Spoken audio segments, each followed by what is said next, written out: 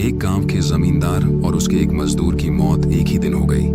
मरने के बाद दोनों एक साथ यमलोक पहुंचे। वहां पर यमराज ने जमींदार से कहा कि आज से तुम अपने मजदूर की सेवा करोगे, और मजदूर से कहा कि तुम कोई काम नहीं करोगे। जमींदार को बहुत अटपटा लगा कि धरती पर तो इसका उल्टा होता था। इस बात से परेशान होकर जमींदार ने कहा कि भगवान, आखिर हमसे क्या अपराध हो गया है जो ऐसी सजा दे रहे हैं। मैं तो प्रतिदिन मंदिर जाता था, भगवान की पूजा के साथ साथ बहुमूल्य चीजें दान भी करता था। जमींदार की बात सुनकर यमराज ने मजदूर से पूछा कि तुम धरती पर क्या करते थे। मजदूर ने कहा कि भगवान, मैं दिन भर जमींदार के यहाँ मजदूरी करता था और जो मिलता था उसी में गुजारा करता था। जो मिला उसी में संतोष के साथ खुश हो जाता था। कभी भी भगवान से कुछ नहीं मांगा।